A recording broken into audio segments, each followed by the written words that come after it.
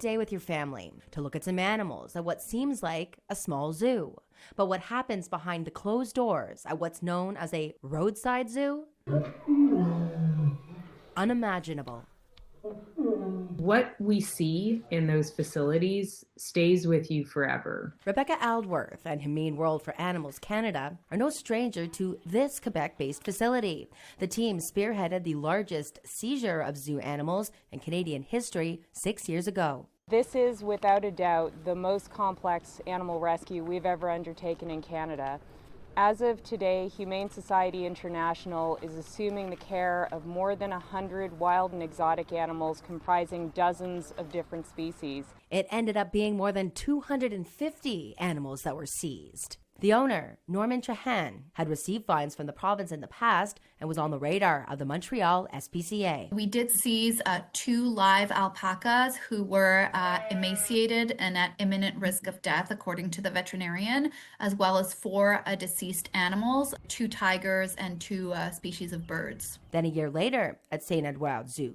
This is the first time in Canada that a zoo owner is facing criminal animal cruelty charges. The veterinarian who was accompanying us, who has had over 15 years of experience working with both professional and amateur zoological facilities, she told us that this was by far the worst case she had ever seen in her whole career. But the federal charge of animal cruelty dropped after Chahan pleaded guilty to lesser violations. He was fined $6,800 and banned from owning exotic animals for 5 years. 3 lemurs who suffered such severe frostbite that their fingers fell off, and the owner refused to treat them or have them euthanized because he could still breed them. Fast forward to January of 2025. Another for-profit roadside zoo operating on the same property went bankrupt, and the land deferred back to Chahan, along with these 7 lions.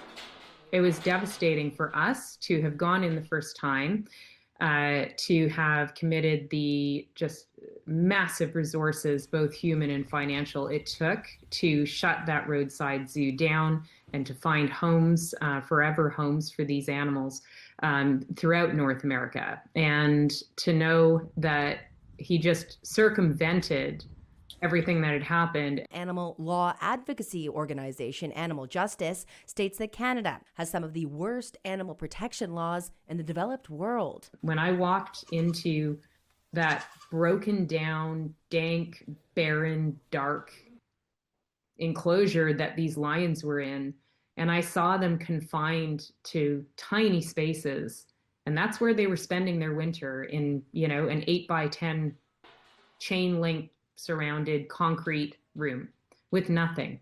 They were just alone in the dark and waiting for help. I walked in there and I saw that, and I knew there was no way that we could walk away. It came to light that the owner of this facility was considering euthanizing the lions and or selling them to a known animal abuser in the United States. And it didn't take long for word to catch wind south of the border, all the way to Minnesota. There was somebody in the U.S. looking to purchase these lions. And that's how we got involved, because we obviously didn't want them to go to one concerning situation to another. We wanted them to be able to live out their lives at accredited sanctuaries and no longer contribute to the surplus, which we call the captive wildlife crisis.